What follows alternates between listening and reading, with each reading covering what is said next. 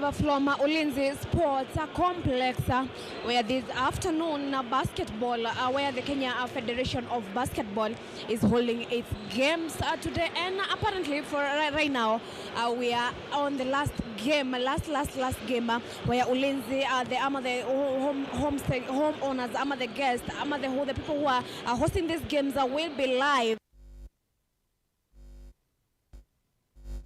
Wolfpack, where the first game that happened here today was Snipers versus KCA University, and New Sasa faced MAB, KU Oryx faced the Storms. The game that has just ended, and the people that you can see in the field were the Umoja and the Zitek Titans, where the Umoja boys have defeated the Zitek Titans, where apparently it has been a very dramatic game, because apparently the Zitek Titans were the one who were leading.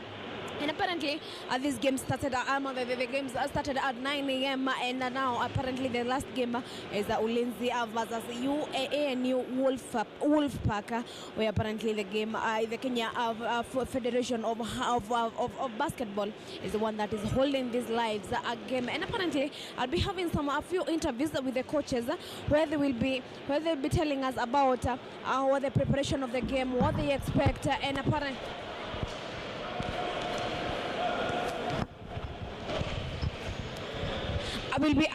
I'll be holding the games.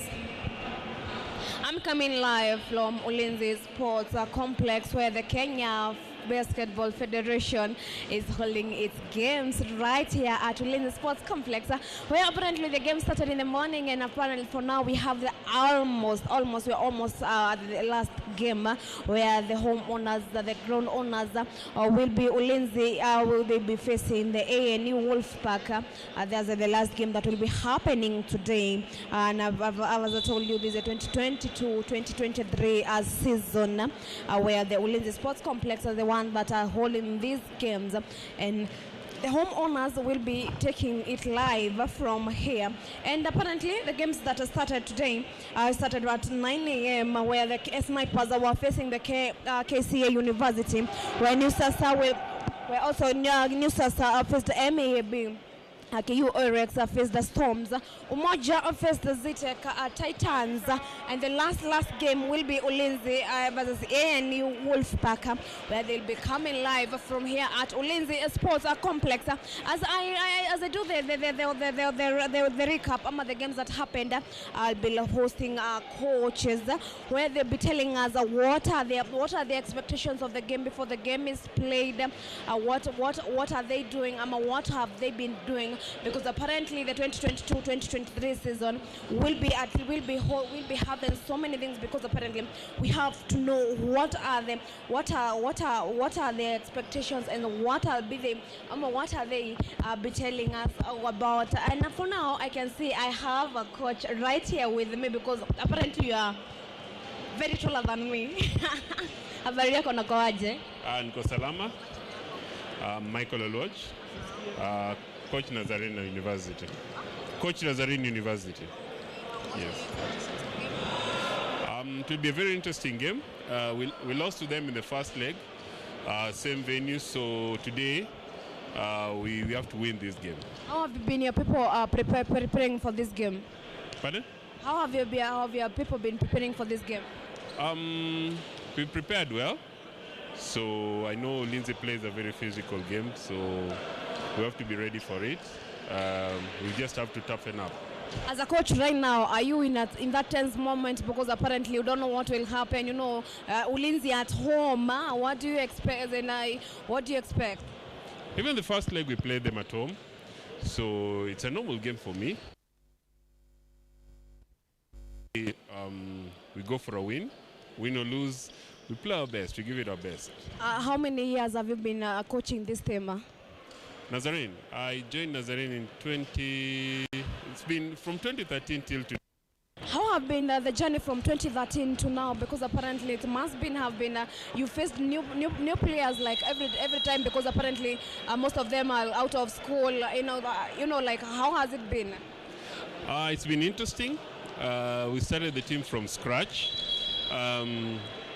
Any university, like any other high school, once they graduate, they go. So every year you're going to lose 1 or 2 players. So every year you have fresh people from high school. So us being in the Premier League is a big challenge, because getting someone from high school, throwing them in the deep end, which is the Premier League, is not an easy task. So you have to groom every single time. So what number are you right now? As in, what are your standings?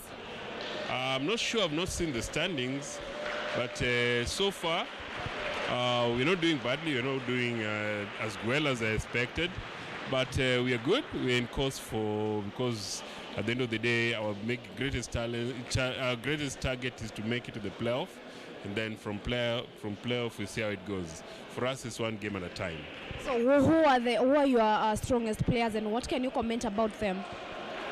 My competitors. Your strongest players, and what can you comment? For me, all my players are good. I don't have like a strongest player, weak player. All of them are good. It depends on what I need at any particular time in the game. That's what I use. Do you have any injuries, so far so good? You have a couple of injuries. I've got 3 injuries. Like right now, 3 players are not going to play. There's 1 player who I had to bring off the injury list. So we're okay. Okay. So apparently, what have been the challenge with the boys? What has been happening? As in, what are the challenges you've been facing with the team? I don't have any challenges. It's simply preparing for every game. We take one game at a time. The game we have at hand, there's a game we focus on. So after that game, we focus on the next game. Yes. I wish you all the best. I'm hoping that you'll win. You'll come back here to tell me what has happened. That's the coach of Nazarene University, where he's been telling us apparently that he's hopeful that he'll win this game, and we are hoping that all the best to the best team. And now I'll be having the next team coach, where she'll be telling us about her expectations of the team. She'll also be telling us about what she's hoping and what she expects from the team. How are you? Fine, thank you. This is Ulinzi. Yes, Ulinzi. Okay, what's your name? My name is Esther Butali, Sergeant Esther Butali. Yes, assistant coach, Ulinzi Warriors. So apparently, Esther, I believe that it's a male team. How come you are assistant coach for a male team? You know. Yeah, okay. Basketball is all round, and I believe in any sport, even netball, any other game, anybody can coach. You can also coach. So it's about technical and tactics that you bring on board. So I believe I'm here on merit because of the technicalities that I bring on board. How has been your relationship with the boys? Perfect. The boys are awesome. They are great to deal with. I think they are used to the hoarse voice. So when I bring in the soprano, they are happy. They listen, and they always cooperate. We move on well. The cohesion is very good. What's your expectation for this game? Because apparently you're playing on home soil. Of course, I'm expecting that you people will be winning, because you have so many people that have been waiting for this game. So what are your expectations for this game? We expect to win. We've prepared well. Remember, first leg we played here. We were able to beat Anu with a margin of 15 points. If they are coming in harder and stronger, and we're also going to do the same. We're going to receive the same energy back to them, and we take home the win. We always come in, it is a war for us. We don't come to joke, we just come to get everything. Who are your key players, and do you have any so far so good? Yeah, 3 of our key players have We have Jonte, our big man who's not on board. We have Mtoro, who's our best shooting guard.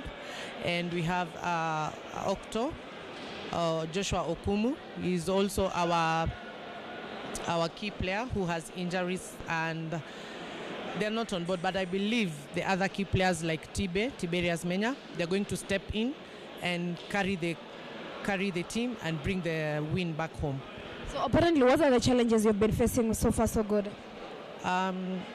Not much, maybe the injuries, and us being a team, we look at career progression. So maybe when people go for courses, that's when we have the challenges. The number reduces and even the injuries, but we are able to curb everything. We are able to step in and know how to deal with them. At the end of the day, it's the results that matters. I can see now the game is starting. I wish you all the best. I'm hoping that you win. I'm sending me the best team win. Yeah, thank you. We will win. Oh, thank you so much. We're coming live from Ulinzi Sports Complex, where the game between Nazarene and the home swell, the people who are playing for the home swell, the people from Ulinzi are playing. And for now, I'll take you back to the field so that you can enjoy the game.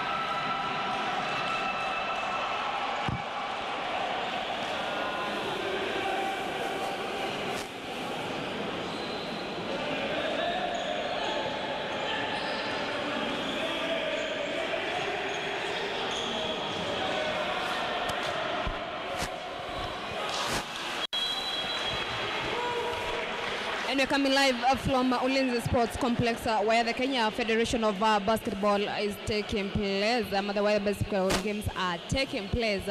And now Mombo Njao, I'll be taking you through the commentary from here, Ulinzi Sports Complex. And I'm not alone.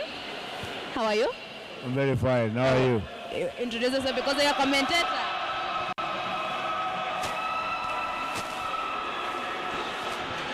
We're coming live from Ulinzi Sports Complex where the basketball that is held by the Kenya Federation of Basketball is going, is taking place. Where the team that are playing right now is the African Nazarene University and Ulinzi Warriors. And I'm not alone, I'm Mbonjao, and I'm not alone because apparently I have niko na mwenzangu. Habari gani? Salama sana. How are you? Niko fiti. I go by the name Bosire. I play for Equity Bank and the national team. Okay. Yeah. How does it feel being in the Equity Bank? It's good so far. We are one of the contenders this season, together with Ulinzi and KPA. Those are the three top teams currently. So you're playing for money? Not really for money, but for the championship. You know, Equity, when we see about Equity, we think about money. Equity is a sponsor. Okay. So apparently I want you to tell our viewers about the rules of the game, what's happening, what's really happening in the field.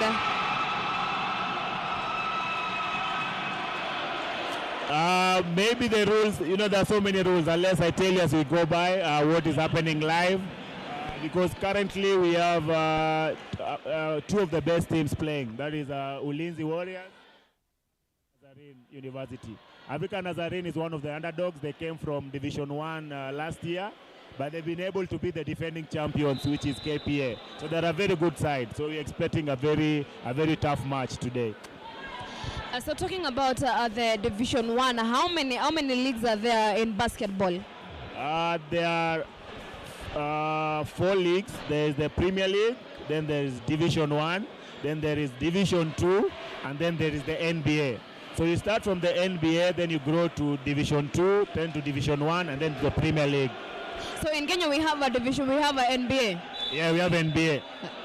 Where is it? It is Nairobi Basketball Association. Okay. It's always played either in Strathmore or in Upper Hill High School. So for here we are which division or which? This is the Kenya Premier League. Oh, this is the Kenya Premier League. Yeah. Okay. And that's what's been happening. We're at Ulinzi Sports Complex, where the Ulinzi Warriors are taking down the African Nazarene University. And before we had an interview with the two coaches, and apparently the coach from African Nazarene said that he believes that his team will do the best. And as the assistant coach for Ulinzi Warriors said that she too believes that her team, because apparently in as much as she's missing 3 of her key players, she said that she believes in her team. And apparently when I've seen that, if you are a handball fan, you can tell that there are different timeouts. In basketball too, I've seen that there are different timeouts. What are the timeouts about? When a team feels that the other team is making a run or things are not going as to plan, the coaches call timeouts for them to re-strategize what they need to do in the pitch. But it's hard because you see, basketball is a very fast game. It's hard to give instructions on court. So when a team goes on a run or things are not going as you plan, you call a timeout. It's normally 1 minute so that you discuss what is going on the court. So how many players are per side? 5 players per side. So total they have 12 players each side, but at the field at every given time you have 5 players for every side. So for a player, how many times? Because apparently I've seen like a player can dribble from a goal post to the other to almost center of the field or of the court. How many minutes should a player stay with the ball? Unlimited minutes. Every possession has 24 seconds. 24 seconds per possession.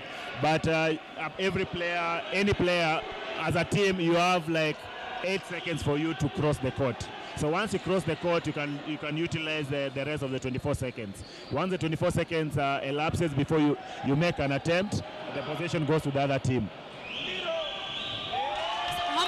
How many minutes are playing? How many minutes does basketball have? 40 minutes, 10 minutes per quarter, 4 quarters. So each the first half has 2 quarters, which is 10 minutes each. Then the second half again has 2 quarters, which is 10 minutes each. So apparently about the quarters, how many timeouts am I supposed to take in the quarters? Each team has 4 timeouts in every quarter per team. So it depends. Sometimes a team can utilize them, a team can fail to utilize them. Like right now, we see African Nazarene has just called a timeout because Ulinzi has made a run and they're currently in front. And they I've were seen like that the 5 points down, now they're up 1 point. I've seen that the player has been injured. I believe it's a change that is happening. And so we are coming live. I will Lookuptv and Mudingi TV. You can talk us on our socials. That is Mudingi TV and Lookuptv. And as I told you that this is the Kenya Federation of Basketball that is held in these games live from Ulinzi Sports Complex. And this happens to be the last game that Ulinzi Warriors are taking down the African Nazarene team. And remember, it started early at around 9 a.m. where we had a lot of games going on because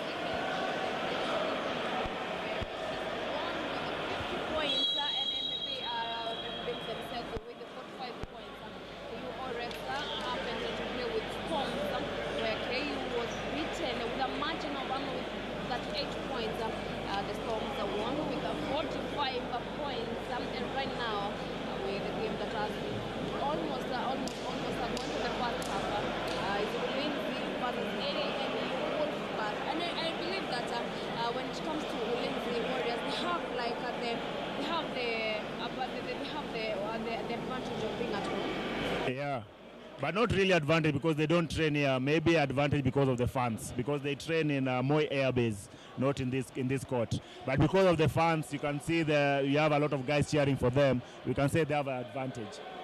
Apparently, how does the fan base affect the game? Positively, because every time you score in basketball and you have the fans on your side, they cheer you guys and they are motivating for you guys to even do better.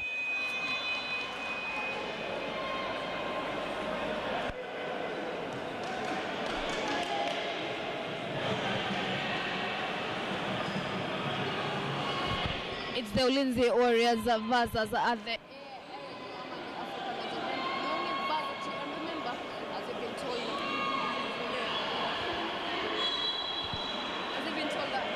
the Kenya Premier League, so it's a national level game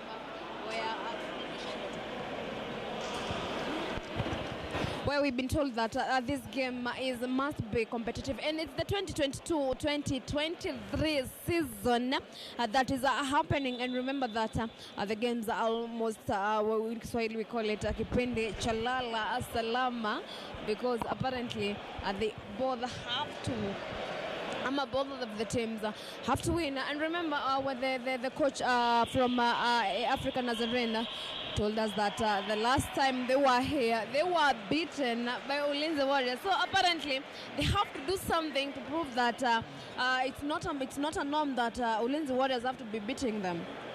They have to prove a point. Yeah, they have to prove a point. And also Ulinzi has to prove a point because the last weekend they were in Eldoret, they lost the game against Eldonets. So they have to win this game for them to regain their momentum. So how does it feel like when you're in the pitch and you see like your partner is like winning with a margin of like 10?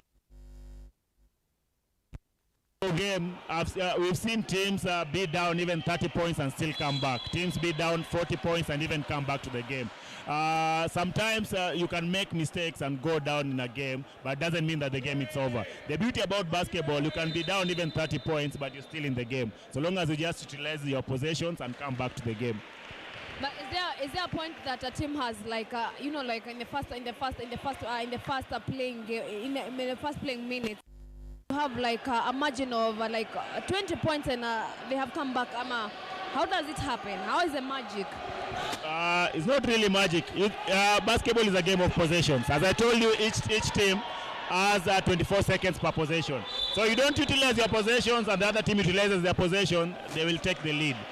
So it's for you guys to re-strategize and make sure that you're very efficient in your possessions. Apparently, I see that there are two referees. What are the works of the two referees? Apart from coordinating the game, what are the other works of those referees? There are actually three. The main work of the referees is first of all to make sure that the game is safe for everybody, because also basketball is a game that has a lot of contacts. So for them to enable each and every player to be safe and just make sure that the game runs smoothly. So apparently, I've seen in the awarding, when it comes to awarding, that you are given like two points. How does it happen? And when on a penalty, you are taking 2 takes. How does that happen? When you're fouled, we call that a free throw. That is the one you're calling a penalty. When you go for a free throw, it's either you shoot twice or 3 times. So it depends where you are fouled. If you are fouled taking a 3-point shot, you shoot 3 times. If you are fouled inside the D, you take 2 shots. The ones you're saying that are counting 2-2 is the shots that are taking inside the D. Any shot outside the D is a 3-point shot. Apparently, the awarding is different. As in, there are 2 points. Their time a team will be awarded 2 points. Their time of the other team will be awarded 3 points. So it just depends where the guy takes the shot. If he takes the shot inside the D, that arc that is outside there, if he takes inside that the D, it is a 2-point. If he takes it outside the D, any shot outside the D is a 3-point. And I don't know what to take about basketball, because apparently, for me, being a sports journalist, it's becoming a bit, it's becoming interesting. Not so many people have interest in basketball, because apparently, last time we were doing handball, and you could tell a lot of people were wondering, as in, why are so many timeouts, why are so many things happening in handball?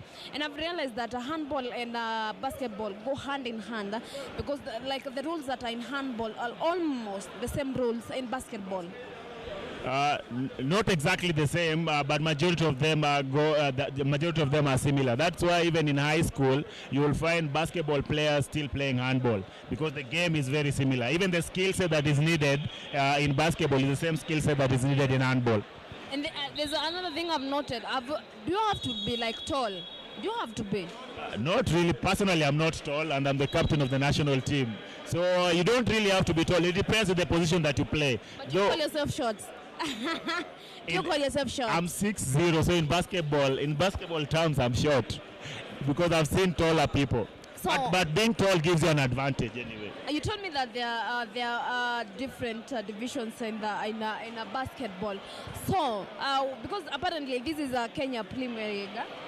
So who plays in NBA? NBA is a Nairobi League affiliate of the Kenya Premier League. So any team, if today I wanted to start my own team, for me to qualify to the Premier League, I have to start from NBA, so that I grow up to the Division 2, you grow up to Division 1, and then finally the Premier League. So any team that starts has to start it from the NBA. So apparently the NBA, you can call it, we call it in Kiswahili, and the league is the Ushago. Not really Ushago, but let's say League Ndogo. And you're coming live from Ulinzi Sports Complex, where all this magic and all these games are happening. And right now we're almost 2 minutes to halftime. Yeah, 2 minutes to halftime. Because apparently the African Nazarene University are playing against their home soil. The people who are playing from home, Ulinzi Warriors. And right now I can see that all of them are drawing at their 21 points. Apparently, which is becoming more, it's becoming more fun, because the second half will determine who will win and who will lose. Yes, sure. And so when it comes to defending, how is it defending in basketball? Because apparently it's just a throw. How are you defending the ball? It depends with the strategy of the team. There are teams that decide to play man-to-man defense. So man-to-man, basically everyone takes his man. So the 5 of you pick your man and then you play defense on your man. So if someone is driving, you can leave your man and go help. That is one of the strategies you can use. The other one is a zone defense, and there are different zone defense where you find a team positioning themselves in a zone so that they rotate and help each other. So it's either man-to-man or zone. A team can also decide to press up the field so that it's not sitting on the zone, but they're playing full court, either man or press.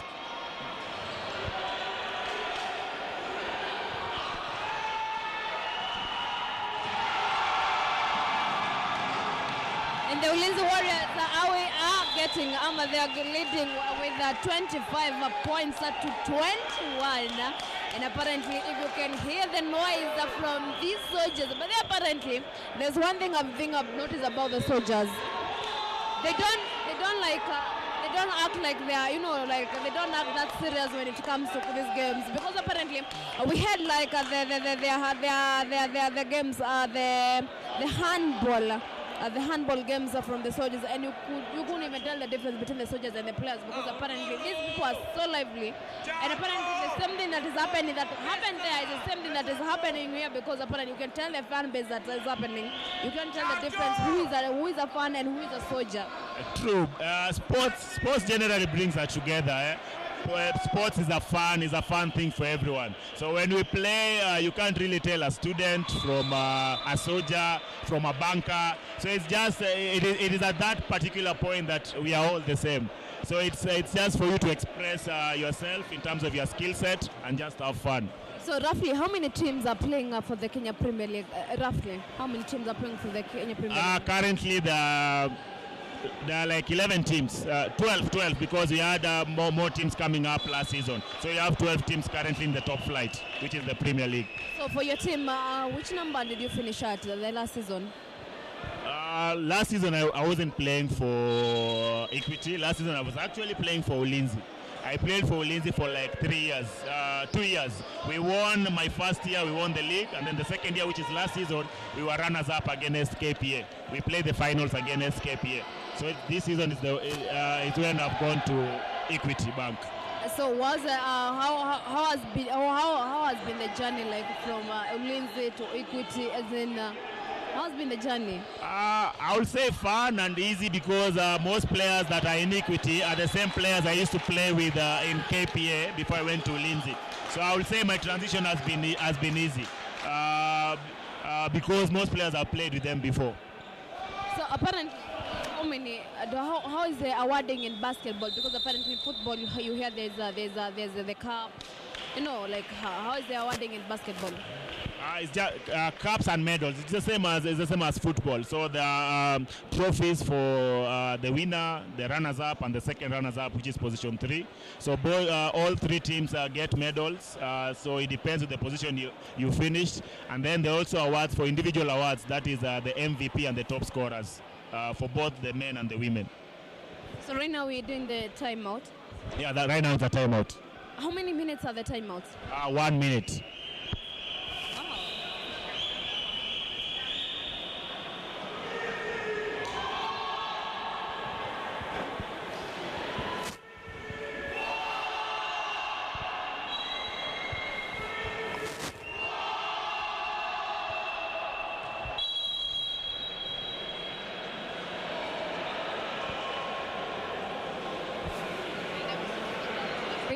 Has been blown, and apparently the game that is going on, the game that is on, and we're live from Lookuptv and Ulinzi and our social medias. We took a live battle. The game that is going on is between Ulinzi Warriors and Africa Nazarene University, and the boys from the home soil from Ulinzi are leading with 25 points, and Africa Nazarene are trying to catch up with them, because apparently they have 23 points. You can talk to us on our social media pages, that is Lookuptv and Ulinzi TV. Tell us where you're watching us from. And I'm Mbonjao, and on my side I have an Equity Bank player who apparently took me to Equity Bank. Well, come again? You have to take me to Equity Bank today. No, we don't have a game today, but we're playing tomorrow against Zetech. Apparently you'll be playing here. Yeah, we're playing in this Ulinzi complex. And I saw you ulikuwa unashangilia Ulinzi. Usiki kama unadanganya timu yako. No, una cheat. No, I'm not cheating. I used to play for Ulinzi, so most of my friends are still there. So no, you're not ushabiki Ulinzi, unashabikia mabesho wako. I'm sure exactly. No, that's when you are cheating. No, it is not cheating. It is only I'm less than a year ever since I played for Ulinzi. And apparently now you think because apparently you've been you know it's less than a year and you now feel that you can still be at Ulinzi. You know your blood is still at Ulinzi. There are also younger players that used to look up to us in Ulinzi, and I can see them playing. So it's good sometimes to cheer. Ulinzi is that ex you can't leave. So apparently what is happening? We have like less than a minute to go to halftime, right? 12 seconds actually. We have 12 seconds to go to halftime. And apparently Ulinzi Warriors are leading with 25 points, where the Africa Nazarena boys are trailing with 24. And apparently if the reactions that I like watching are the coaches' reactions, especially when a player makes a fault that seems to be, ignorant. Yeah. I love seeing their reactions.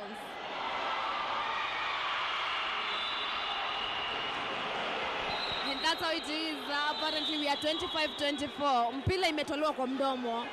Yeah, the guy just missed a point blank basket. That's why the fans are reacting to it.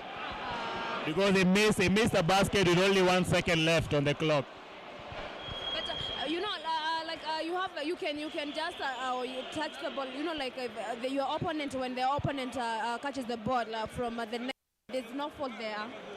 No, once it hits the rim, the ball is live, so anyone can take the ball. You can rebound it. The offensive player can put it back inside, or the defensive team can rebound it and go to the other side and score.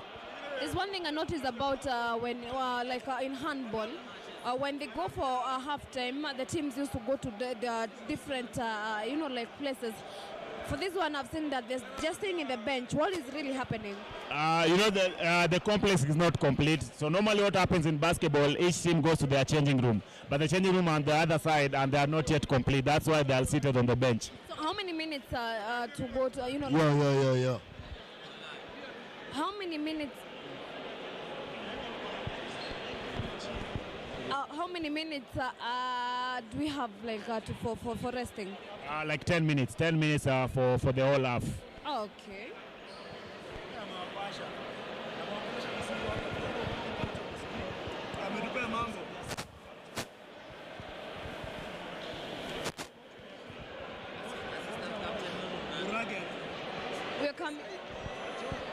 We're coming live from Ulinzi Sports Complex, where the Kenya Basketball Federation are holding their games. But right now, the game that is on break is the Ulinzi Warriors that they're facing the African Nazarene University. And how does a university come to qualify for Kenya Premier League?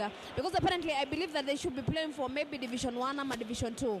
As I told you, there are different leagues that you have to qualify for you to make it the Premier League. So everyone has a chance. Everyone has a chance to qualify for the Premier League. If today even me and you can start a team, we start from the NBA. So if we're that good, we'll grow to the Division 2, then to the Division 1, and finally the Premier League. So it's open for everyone. Any team that is good enough will qualify and make it to the Premier League.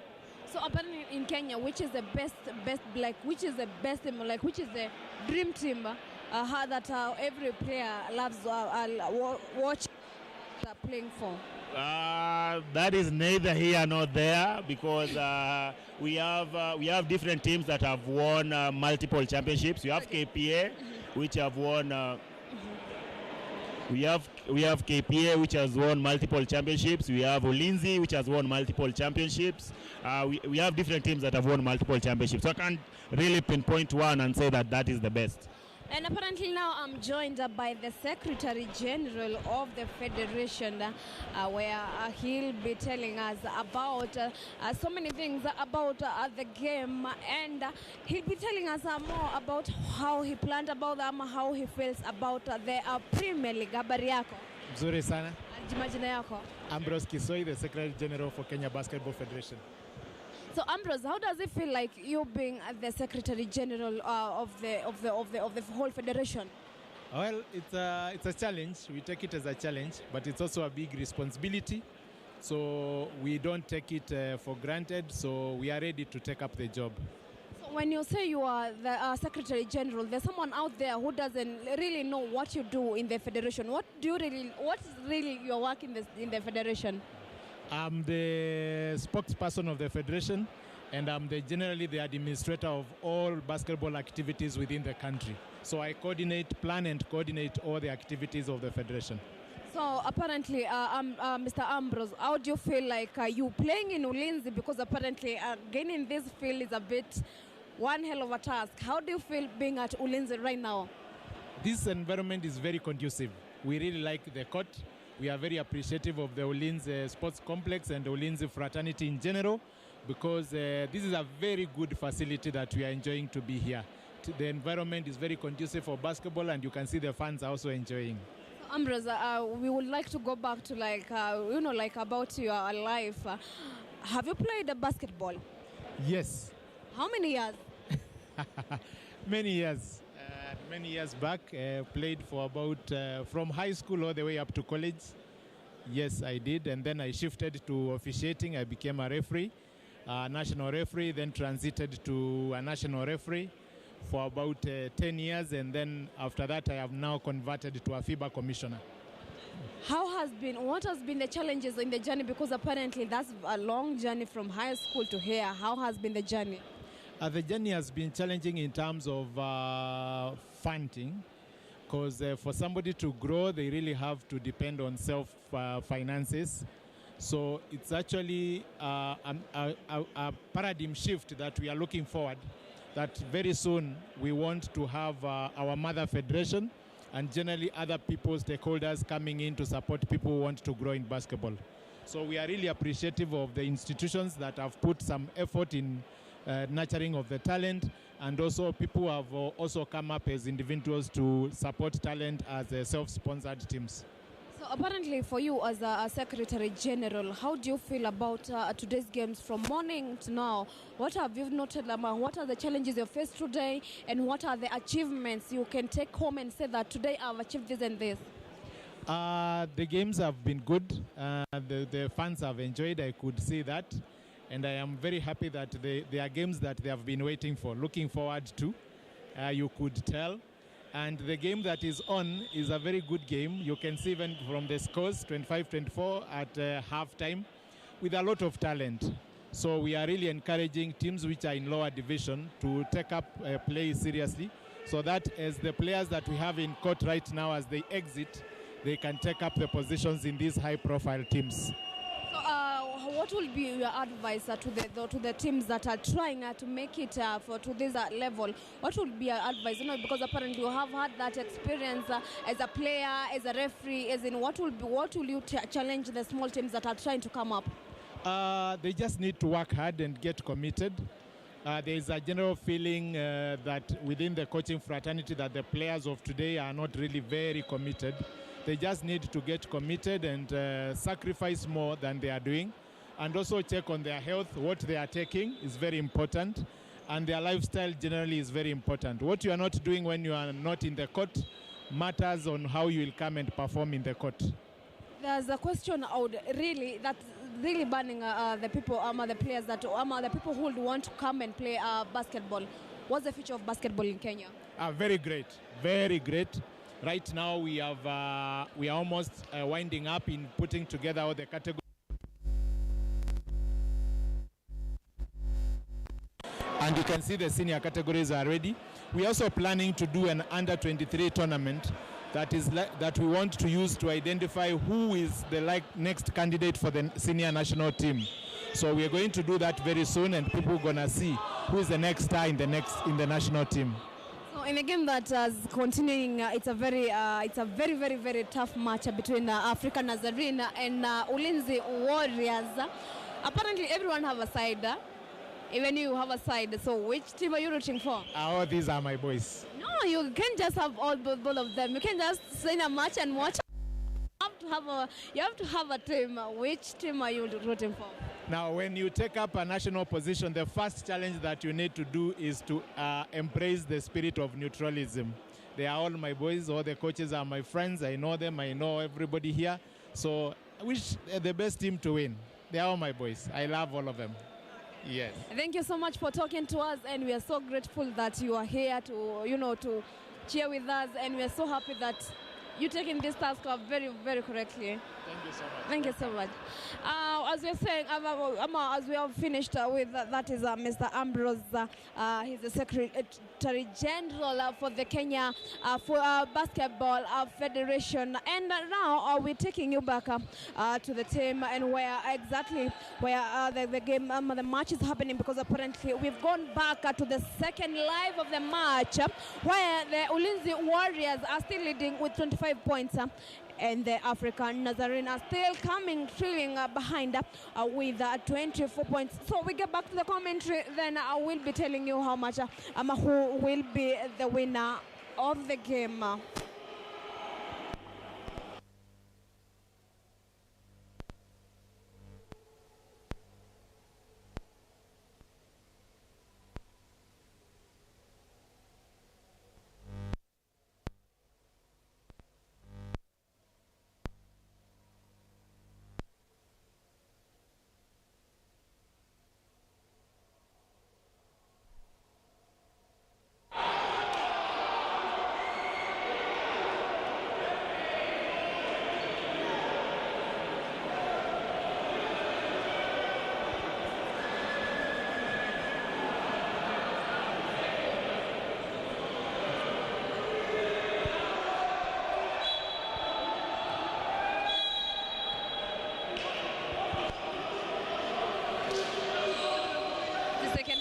Of Ulinzi Complex, Ulinzi Warriors versus the African Nazarene University, and we're back where the Ulinzi Warriors are still leading. And remember, in a kipindi cha lala salama, this is a kipindi that we say it's either a win or a win.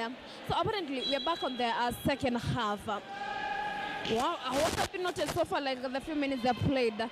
I think both teams have realized that the game is winnable. You can see the energy at which both teams are playing with.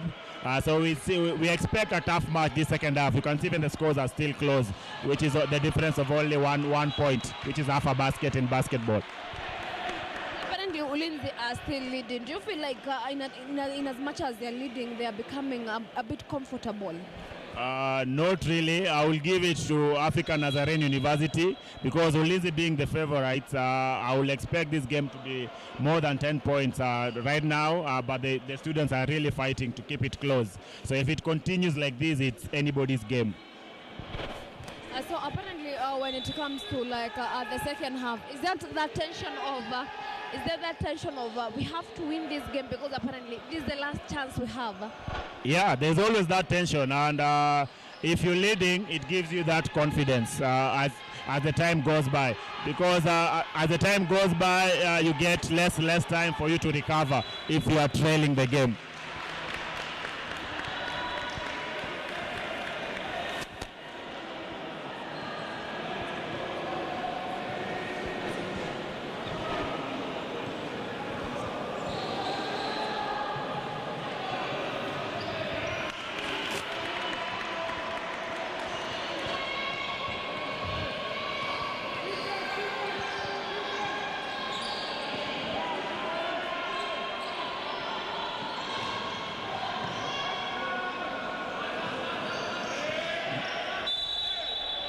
It's Ulinzi and African Nazarene team that are playing right now, that are in the court right now. And apparently, I can tell like most of the players are tired. Yeah, true. As I told you, it's 10 minutes per quarter. So as the game goes by, you get tired legs. Even the decision making on the court start being bad. And that is the time where now the coaches need to use their benches. Use your bench. You make sure your best players are fresh for the fourth and the final quarter. So how many changes can happen in a whole game? How many changes can happen? It is not limited. It only depends with how many the coach wants to make.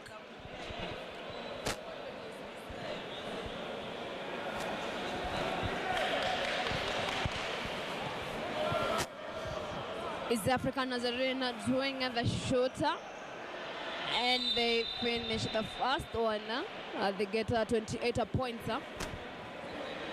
So Ulinzi Warriors and African Nazarene. We are 29-28. You can tell how much the game is tight. And as Mr. Ambrose has told us that these boys can be tough. Yeah, true. The energy. When you always play against campus students, you know it's a tough game because they are young, athletic, and they will run the whole game. So does speed bring about? Does speed bring a lot of changes in the game? Yeah, sure. Speed. So the difference you're seeing here is speed against experience. So African Nazarene University are very quick and athletic, and Ulinzi Warriors are very experienced. They know when to slow down the game and they know when to run. But speed can be a factor if you know how to use your speed.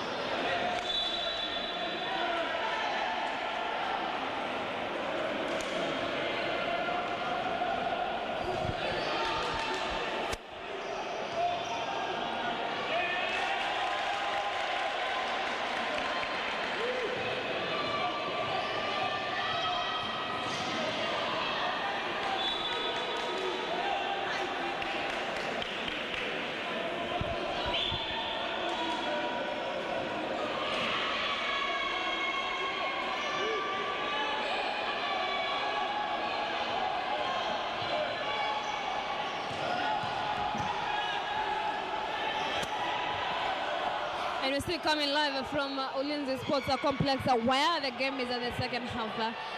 Apparently, we are playing almost 3 minutes for the second quarter actually, where they're leading the Ulinzi the Ulinzi Warriors are leading with 39 points up to 36. And apparently, I've seen that the gap has started like opening. What is the Ulinzi now getting back on track? What is really happening? Ulinzi have just stepped up their defense and are playing hard on defense. That's why they've been able to force turnovers from African Nazarene University. They're being careless with the ball, and that is why it's bringing a gap by Ulinzi Warriors. We can see another basket from Ulinzi. If African Nazarene continue making these silly mistakes and silly turnovers, I think by the time we finish the third quarter, there will be a very big margin against them and Ulinzi. So like how many quarters are we remaining with? 2? We are in the third quarter. After this one is only 1 quarter remaining. Okay. In the second last quarter. Like less than 2 minutes. Yeah, 2 minutes, 58 seconds to go in this quarter. Then another 10 minutes, 1 full quarter.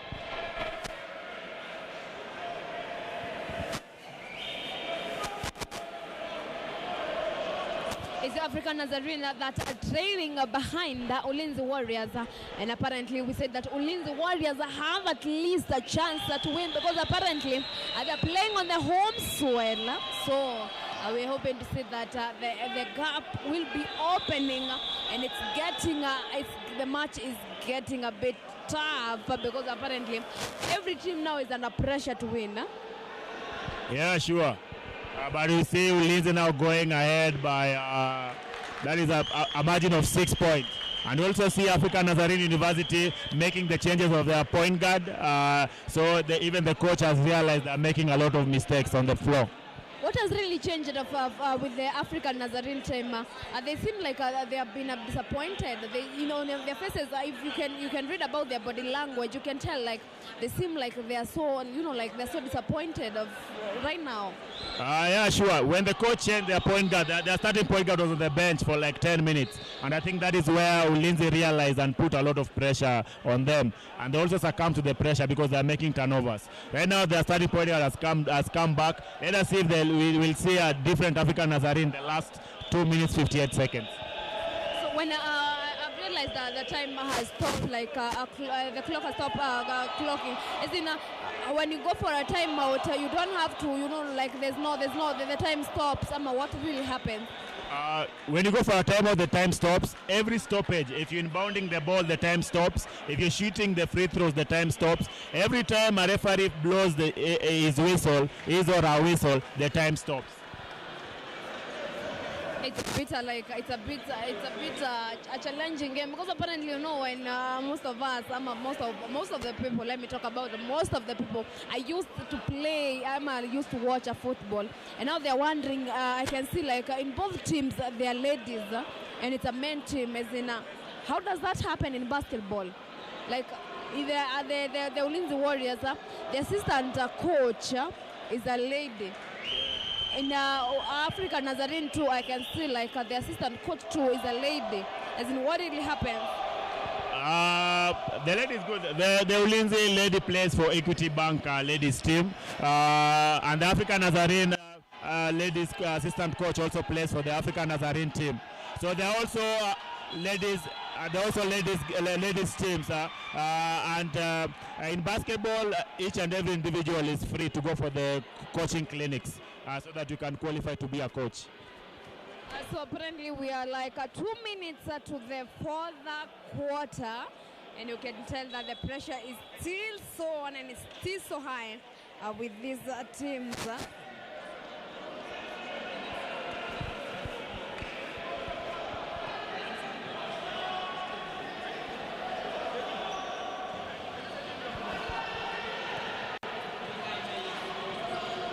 And you can tell that apparently the gap is going reducing as the game goes on. The gap is reducing. Yeah. That every team now wants the big kick. Yeah, sure. Every team knows now we're going towards the final minutes. So if you let the gap to widen, it will be very difficult for you to come back. see the Ulinzi team is up. They are celebrating. What are the Ulinzi team celebrating exactly? The guy, Chief Anthony Bwire, took a 3-point, but the referee has ruled it out. He said that the shot clock had already gone. As I told you, every team has 24 seconds to play every offense. So they are saying that the offense was already over by the time he was taking the shot. And they've decided that in as much as you've taken our points, we are getting it back. Because apparently now they have started playing the speed game. Yeah, sure. Ulinzi have stepped up the pace. They are playing the same speed as which African Nazarene University are playing with, because they have noticed that is the only advantage the African Nazarene has currently on them. And we're still live from Ulinzi Sports Complex, where the Kenya Basketball Federation is still holding its matches here at Ulinzi Sports Complex. And the team, the home team is Ulinzi Warriors, where they're facing the African Nazarene University team. And if you're watching us live, the African Nazarene team is on the red jerseys. And the Ulinzi Warriors are in the gray. This is a gray? Blue. Blue? Blue, blue jersey. Am I becoming colorblind? Because apparently this seems like a grayish. It looks navy blue to me, which is one of the colors for Ulinzi Warriors anyway. Does it have a certain meaning, or it's just a color? I don't know. I see it even their flag. You can see their flag is navy blue, blue and red in the Ulinzi flag. So maybe it's just one of their colors.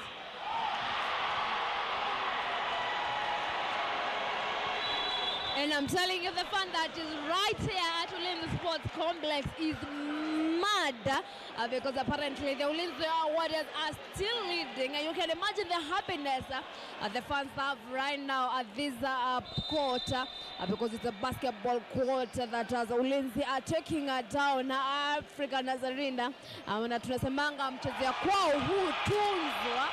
And African Nazarene wanaendelea kuama Ulinzi Warriors wanaendelea kutunzwa kwa hii mechi ni mechi ya basketball that has been prepared by the Kenya Federation of Kenya Basketball Federation, and we talked to the Secretary General where he has told us that he's so happy that they got the Ulinzi complex stadium because apparently this is the Ulinzi home ground.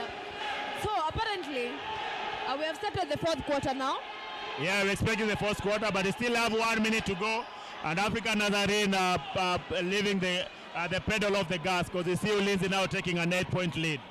So it's very important for African Nazarene University to stay close in this game, the final like 40 seconds, so that you can have a very interesting fourth quarter. On a very basketball player perspective, do you feel like the 15 points that they won with, can it come back? The 15 points, not really. The way the game is going, because they're already 8 points down, it is a big mountain for them to climb. I don't see them winning by 15 points, but I still see a close game. But if Ulinzi continue playing like this, they will win even with more than the 15 points they won with in the first leg. And apparently the Ulinzi team, I've realized now the game is either on the center or getting back to the African Nazarene University side. Does that mean that African Nazarene team has decided now to rest? Not really rest. They are just making a lot of turnovers. Ulinzi is playing good defense on them, and every time they play defense on them, they make silly mistakes and turnovers. That's why you see Ulinzi playing on the African Nazarene's half. And I can tell that we are 26 seconds to go to the last quarter of the game. We were told that in a basketball game, like in the first, in a series of halftime, there's 4 quarters. So we are in that quarter, which is 22 seconds remaining. Yeah. The court, we're in the basketball pitch of African Nazarene, where the danger is still there because apparently the Ulinzi Warriors have decided to show they have decided to flex their muscles, if I can call it that. They were hiding their clothes in the first half, they were hiding their clothes. They say if you want to slaughter a bull, you don't slaughter the whole of it at once. You slaughter it in pieces. So apparently we are slaughtering the African Nazarene for now. Yeah, maybe slowly until you slaughter the whole bull. But do you feel like Ulinzi are showcasing what are they doing, whatever they do in the military, or they're just doing whatever they do in the field? Because apparently for me, the skills they use these people apparently seems like a bit more of a military. They play a very physical game, Ulinzi Warriors, and I think that is why that is because they are always physically fit based on the training that they get in the military. And as you can see, as I've told you, my viewer, is that we are live from Lookuptv and Muthingi TV, and we're coming live still out on our socials. You can follow us on Muthingi TV and Lookuptv. And I'm with you, one boy in Jao till the end, where we are talking more about basketball. By the way, if you never had a chance to watch basketball, or you didn't have a chance to hear someone talk about basketball, now you got the chance, because apparently our Ulinzi Warriors are playing right here at Ulinzi Sports Complex, where they're facing their very close opponents, the African Nazarene University team. And what I've noticed about the African Nazarene team is that they're still like, like they're fighting till the end. Like they have that spirit of fighting till the end. Yeah, as I told you, they're students. Students don't really care who they're facing. They just come strong until the end. You can be up 30 points against students, especially African Nazarene University. They have shown it before. They have shown coming back against the defending champions, KP, and winning the match. So they have a very good fighting spirit, and I expect them to fight this game until the end. But I'm imagining the pressure they're going on through right now, because apparently, in as much as you don't care who you're playing with, they have that mentality of we are coming back to play the military. Like I'm a student, I'm playing at the military, and students on Saturdays, how they like to die. Apparently they're like, these are the people that arrest me. When you get to a basketball court, is now the skill set that says it doesn't matter if you're a banker, if you're a military man, if you're a student. It is just for you to showcase your skill set. But the margin, as much as you're saying it's an 8-point game, if African Nazarene University can actually relax and play their game, they can be able to give Ulinzi a run for their money. If they won't be able to do that, I see Ulinzi running riot of them in the fourth quarter. And in this match, do you feel like now it's the skills that are mattering? Because apparently for Ulinzi, they have caught up with the speed, because African Nazarene had decided to showcase their speed, and I think in the process they got tired. Now we are back to the skills. Do you feel like now the skillful team will win this game? Because we're in the fourth quarter and we have tired legs, we have a lot of people who are tired. Right now, it is the team that wants it most between the two teams, because it's a very small margin of 8 points. As much as both teams are skilled, both teams are very good players, both teams are athletic, and they play a very physical game. But now it boils down to which team wants it more on the court. And we are in the timeout. Apparently, we are going back to the fourth quarter. At the timeout, whistle has been blown, and we are getting back to the field. Now, this is the last chance to show who will be going home with this one, who will be winning this one. It's Ulinzi Warriors against the African Nazarene team, and every team is trying to meditate, trying to see where they have made a mistake. And apparently we are at 48-40, where the Ulinzi Warriors are leading with 8 straight points. We are still live at Lookuptv and Muthingi TV, and where we are telling you that you can talk to us through our socials. That is Muthingi TV and Lookuptv on Facebook, and we are still live. You can still watch us on YouTube at Muthingi TV and at Lookuptv. And I'm Ombo Njao, and I'm taking you all through this tournament. I'll be telling you, and I'll be showcasing who did what and where did they go wrong. And the first quarter begins. It's the African Nazarene team versus the Ulinzi Warriors. Remember, it's the Kenya Premier League games that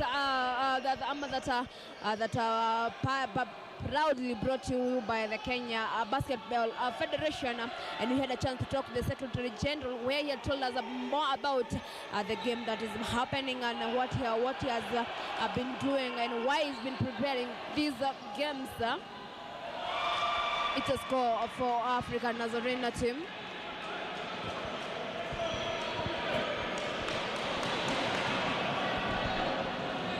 You can see Africa Nazarene has come back stronger. It's now a 6-point game. I think the coach has decided to talk to the boys, and the boys are like, now we listen, sir. It's our time now. Yeah, because it's a do or die for them right now. It's either they come back or they lose the game. And you can see them making the same turnovers they were making the third quarter. You don't get back in a basketball game like that. But Ulinzi are also bailing them out by missing easy shots. Exactly. They're below the rim. Especially the tall guys. What is really happening? I think I can get to the court because apparently... Right now, as I told you right now, we have tired legs on the court. So even the normal easy shots that you see will be missed. So it goes down to which teams will be most efficient and take their shots.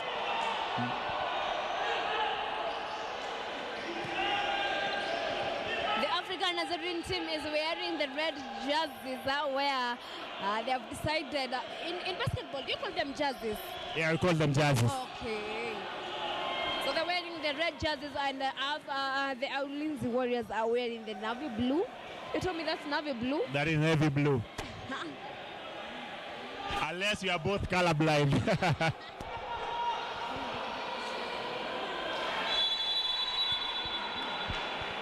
And apparently for Ulinzi, I can see now everyone have decided to become a coach, because from the fans to the military to whoever, everyone has decided to become the coach now.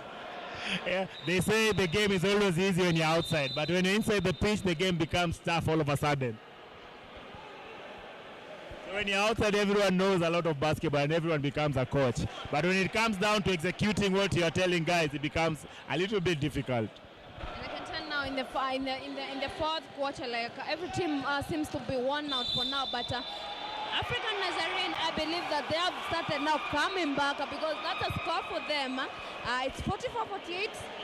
Now it's 44-48, and he has a chance to go to the fifth round and add 1 point. If he makes this, it will be 45-48. I think Ulinzi have relaxed a little bit, and it goes down to the easy baskets that are missing below the rim. I think they have decided to think that they are winning this one, and apparently they have decided to show like we get comfortable here. That's the thing, they're getting comfortable, and the students are coming hard on them. They need to just relax and continue playing the game they were playing in the third quarter. Play hard on the students, but at the same time execute the easy points they are missing below the rim. We've gone down from 8 points now, 4 points. The African Nazarene are still trailing behind. In as much as they're trailing behind, you can tell that this team is saying that they will lose it. They will fight till the end, which I'm liking that spirit. And apparently now in the fourth quarter, which is remaining like 7 minutes. Yeah, 7 minutes, 41 seconds to go. God. We see Ulinzi fouling again, so we have 2 more shots for African Nazarene University. So apparently if they win this, it's a 46-48. If they win what? If they score that one, it's a 46. If he scores both of them, it's 46-48, and we have a tough game all of a sudden. And Ulinzi is an experienced team. African Nazarene have come gun blazing in this quarter, but Ulinzi is a very experienced team. They know what to do, and they know that African Nazarene are making their run, but they will soon have their run too. And African Nazarene are also not utilizing their free throws well, because you see the other trip they missed one, and this time round they've also missed one. 45-48. It's 45-48 now. 3 points game.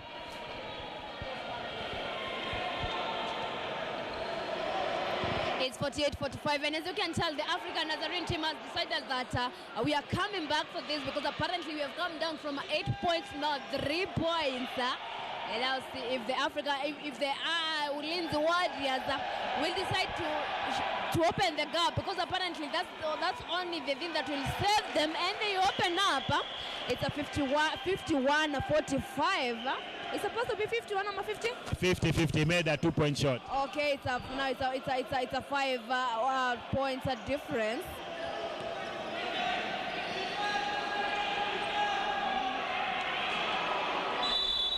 where the Ulinzi Warriors are still leading with 50 points, and their opponents are trailing with 45. So it's a 5 points margin, and I can see the African Nazarene player is down. And apparently, how many times do these people get injuries? Because apparently falling on such a ground is a bit... How many... It's a physical game, so it depends with your physical condition. But that was a hard luck. I think they hit themselves unknowingly, and the African Nazarene player injured his foot, I think. So apparently the fourth quarter remains 6 minutes 26 seconds. 6 minutes 26 seconds. But the clock was running. I think both benches didn't realize the clock was running because it was like 40 something seconds. They have taken 20 seconds off the clock unknowingly. I think the guy on the table wasn't really alert. Because the clock was supposed to stop immediately, the guy got injured. Apparently, the guy that from Africa Nazarene that has been injured, the guy that just come out because apparently he has had a certain mishap in the field is among the strongest guy. Yeah, I think he's the top scorer this game. Oh my God! Because he has really played well. And how does that now really affect the game? It does, because now when you have your scorer going out, it really challenges how you guys play. Who is your go-to guy right now? Because you will see they will not have a composed offense every time they come up the floor because the main guy is out. So it's a 5 points difference still, and we have like 5 minutes to go. 5 minutes to go for the fourth quarter to end, and Ulinzi Warriors are still trying to get that net, but the African Nazarene team is saying no to that. I realized that the African Nazarene team was at 48, now they are 47. What is really happening?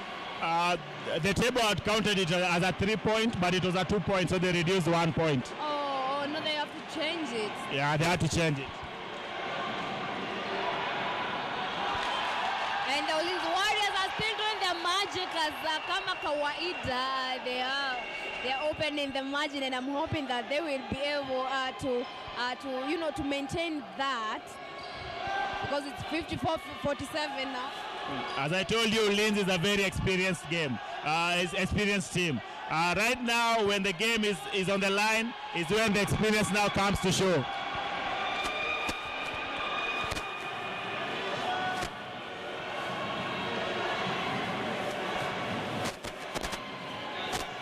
It's a 54-59. It's a 54-49 margin for the Ulinzi Warriors are still leading at this game. And apparently you can tell how tense the game is, and we have like 4 minutes 20 seconds for the game to end. The Ulinzi Warriors are still leading, and we are still live from Lookuptv and Muthingi TV, and we are telling you that we're still having like 4 minutes or so. 4 minutes. 4 minutes 11 seconds or so to go. The game now has started like showing the speed, and apparently everyone now is standing. Because apparently, I don't know if is it a time, is it the game that is becoming enjoyable? What is really happening? Everyone now is standing. Because we have 4 minutes to go and the game is close now, and we know it's anyone's game because it's only like 5 points lead. That's why the crowd is standing, because they know any minute from now the game will be over. And we have 3 minutes 51 seconds remaining for this game to end. It's a 54-49. You can tell how close they are, and the Ulinzi Warriors are still leading now at 56-49.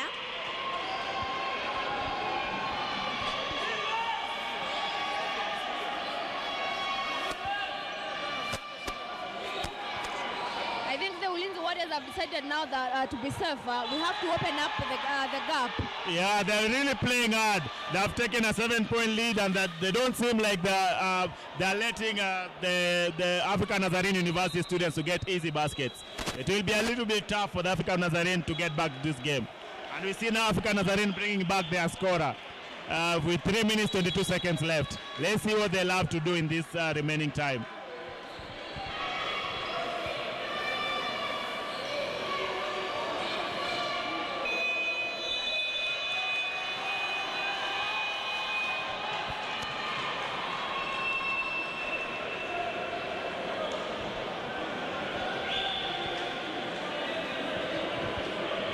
It's a game full of fun and full of a lot of panicking and a lot of moving. And we are at 3 minutes and 9 seconds. We are remaining with 3 minutes and 9 seconds. And it's the Ulinzi Warriors that are leading with 56 points. And their counterparts, Africa Nazarene team, is following them with 49 points. And it's coming live from you for you at Lookuptv and Muthingi TV. And the game is getting very physical. Yeah, the game is getting physical. Emotions are going high because every team now wants to win. Because every play now matters because the time that is remaining is less than 3 minutes left.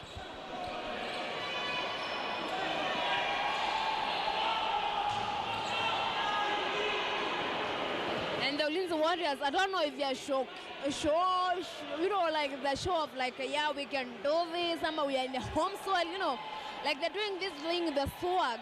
Yeah, the confidence is really high because they are leading. As I told you, when you're in front in a basketball game, it gives you that confidence that you are going to close out the game.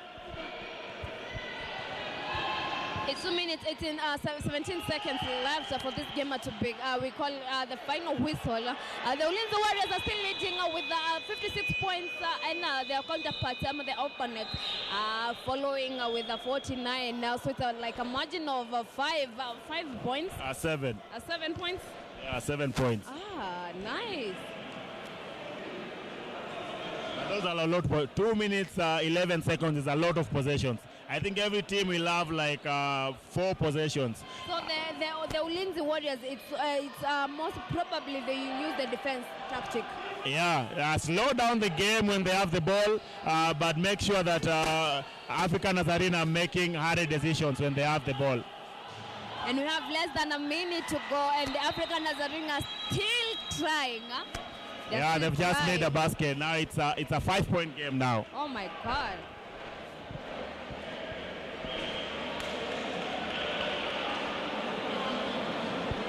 And Ulinzi Warriors now calling a timeout to just slow down everything, to just slow down to make sure that everyone is in the right page.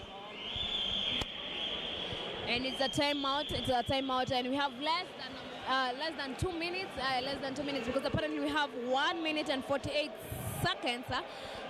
The Ulinzi Warriors are still leading with 56 points, and the Africa Nazarene are trailing behind with 51 points, which we are trying to see if at that 1 point will they be able to get the 5 points? Will they?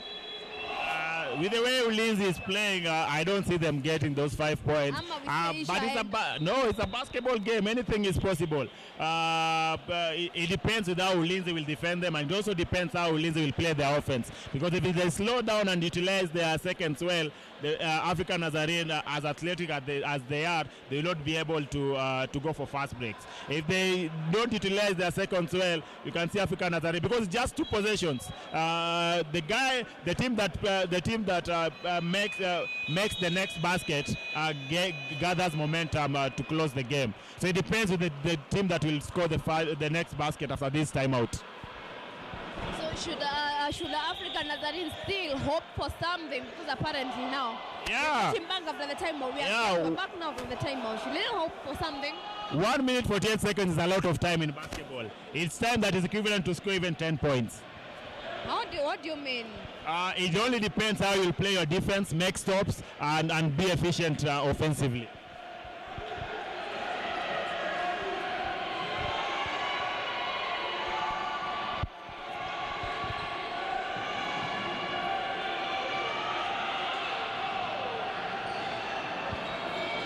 And the Africa Nazarene are still getting back to the Ulinzi Warriors net, and whoops, it's a miss. Yeah, you know, if he will have made that point, it will be a 2-point game right now. 2-point game, yeah. Yeah, so that's how basketball game can swing really fast. Yeah. Look at the experience of Ulinzi Warriors coming to play. They are slowing down the game and making sure they're utilizing their time well. It's less than, it's 1 minute 10 seconds to go. It's 1 minute 10 seconds to go. And let's now hope that African Nazarene are still praying. You know, like they are praying, they're hoping for magic because apparently now here. Hii ni kama wacha tuseme tu ni kama imeenda. Hii ni kama imeenda hii. The game is Ulinzi's to lose.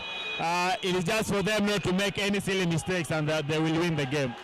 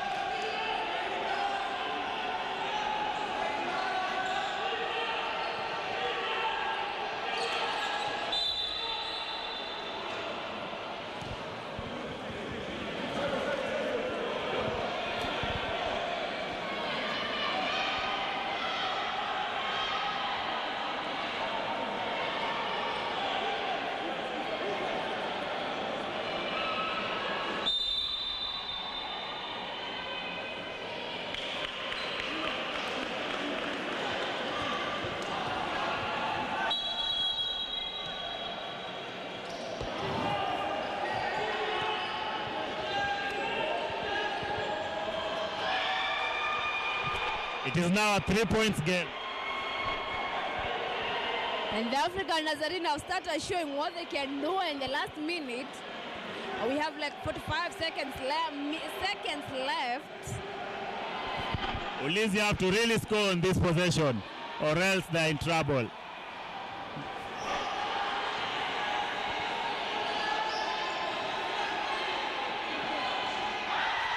It is a 1-point game right now.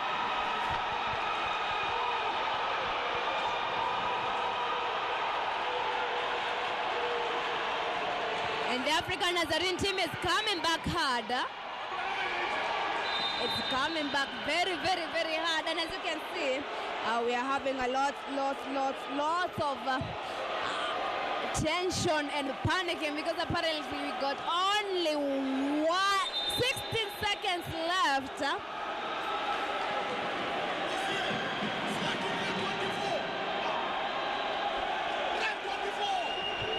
You can see how agitated the fans are. This is Eric Mutoro. He's the best player in Ulinzi and the captain of Ulinzi Warriors, but he's injured today. That is why he's very passionate for Ulinzi to win.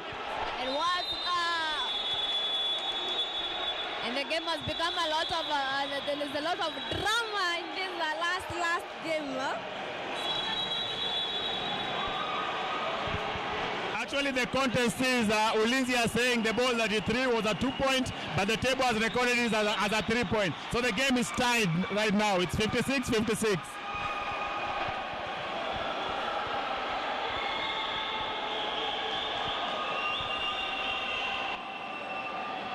It's a draw for now. So because apparently we have drawn, what will happen? If the game finishes a tie, there will be added 5 minutes extra time to determine a winner. There's no draw in basketball. That's the beauty about it. But I can say we have we are safe for 16 seconds. Yeah, 16 seconds, and it is Ulinzi's ball. So I'm not sure if it's Ulinzi's ball. Let us see whose possession it gets. Whichever teams that gets these 6 seconds is for them to utilize all the 6 seconds and make sure they take the final shot. And make sure the final shot that they take is a good and quality shot for them to have a chance of winning the game.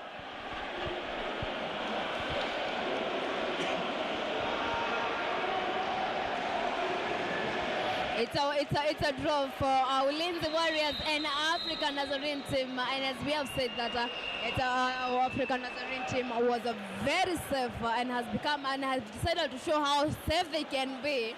Now it's 16 seconds of truth time.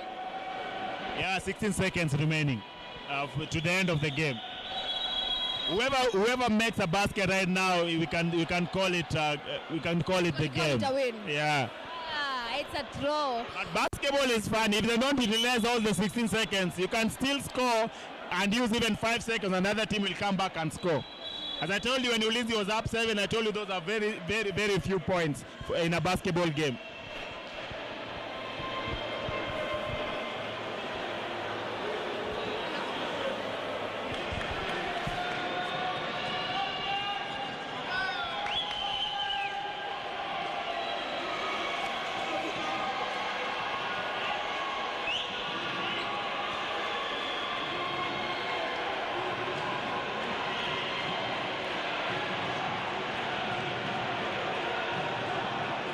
It's Ulinzi Warriors versus African Nazarene team. It's a moment of truth now. 16 seconds. We see who wins the game, who wins the basket. It's 9 seconds now. Ulinzi Warriors with that one. And Ulinzi player has just been fouled with 5 seconds to go. So he's going to the line to take 2 shots. Oh my God. If he makes any of those shots, they take a lead. But African Nazarene still has 5 seconds for them to play, because I'm sure if he makes or misses, they'll take if he makes the second shot, they'll take a timeout so that they can advance the ball and start the ball from here. So they're still allowed to play for in this game. He only needs to make at least one for them to take a lead. It's a drop for Ulinzi. Now the moment of truth. We're coming, like, as you can see how crazy the fans are. And it's a win. It's a drop for them. It's a drop for them. It's a drop for Ulinzi. We have 57-56. 56-57 now. If he makes this, they take a 2-point lead. He misses, but there's still it's only 5 seconds to go. 3 seconds, 2 seconds, 1 second. Ulinzi has won it. Ulinzi Warriors have become the winners of this game. It was Ulinzi Stars of Ulinzi Warriors versus African Nazarene team, which was a very competitive game. It's a 57-56, and you can tell that the African Nazarene team has finished time for this game. Yeah, they're done, but they finished the game strong. Kudos to the students. They've really given an experienced team like Ulinzi a run for their money. That was a very really good score, putting in mind that they were trailing behind like 8 points. Yeah, at some point even 10 points. So that's a very good push from them towards the final minutes of the game. But very entertaining game for the fans. It has been a very hard game for Ulinzi Warriors. I don't think they expected that they could have like such, I don't know that they would have such a, like such a competitive.